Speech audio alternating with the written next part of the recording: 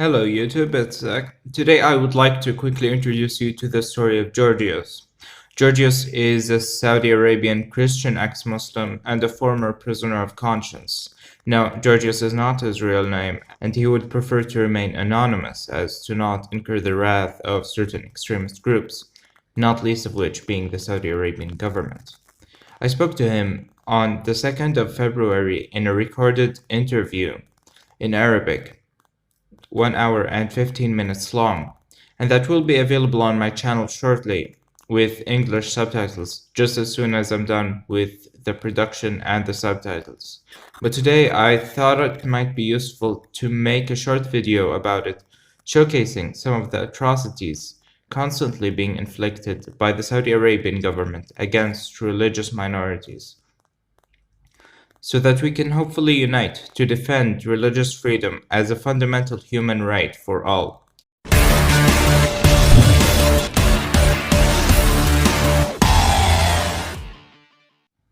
I believe that this story is one of many such examples that the world unfortunately isn't paying nearly enough attention to, and that shows us very clearly the importance of defending freedom of conscience as a fundamental human right, as something necessary to human dignity and a necessary part of a functioning society. That is, of course, regardless of whether or not one is partial to the opinions of the person in question, because everyone is entitled to human rights, including freedom of conscience. Georgios embraced Christianity in 2004, and being still in Saudi Arabia, he did not feel safe disclosing that to anyone. However, he did eventually find several ways to anonymously share and promote his beliefs, as he became affiliated with a church in Syria, but quickly got back to Saudi Arabia through family members in the region. He also decided to print and distribute Jesus' Sermon on the Mount, which inevitably became known to the police state's Secret Service. In 2008, as he went to Dubai in the United Arab Emirates for an event there, he was visited late at night in his hotel room by the Saudi Secret Service.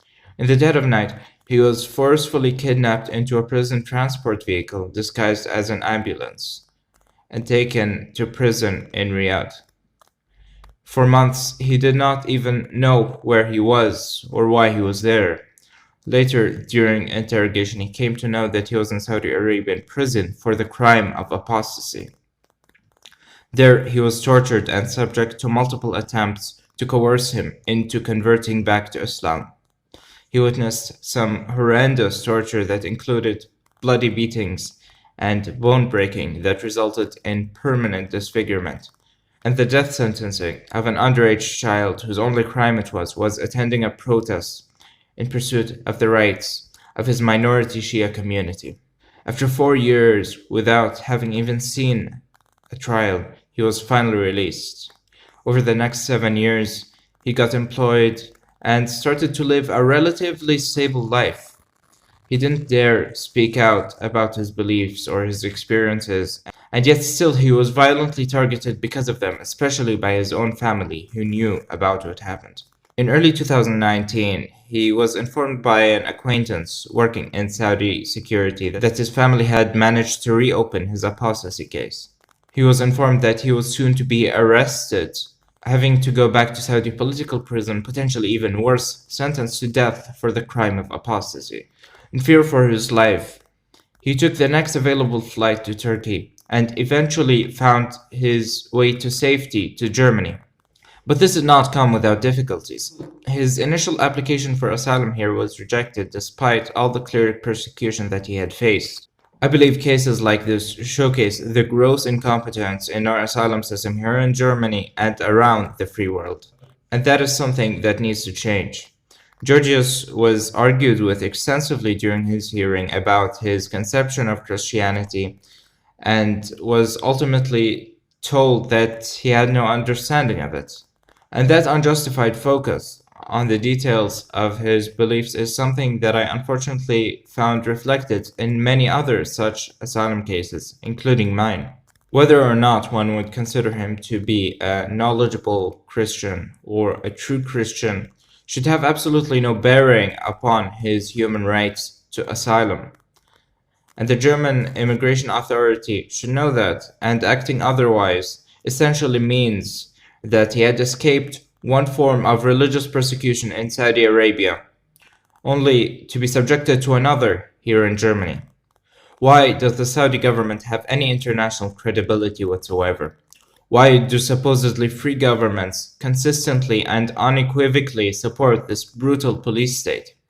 And after all the atrocious practices that states such as Germany have been entirely complicit in, it's truly a travesty that individuals of minority communities in Saudi Arabia are being consistently denied their rights to refuge here. I'll never understand how those officials are able to live with themselves. It's something that we need to hold our officials responsible over. And we need a stronger push towards international responsibility towards human rights. Thank you for watching my summary and my take on this. If you're interested in watching my full interview with Georgios, where he goes into full chilling detail about his story and his experiences, please stay tuned as it will be available on my channel shortly. If you'd like to see more of what I do, then consider subscribing to my channel if you hadn't already. Consider sharing my message if it is safe for you to do so.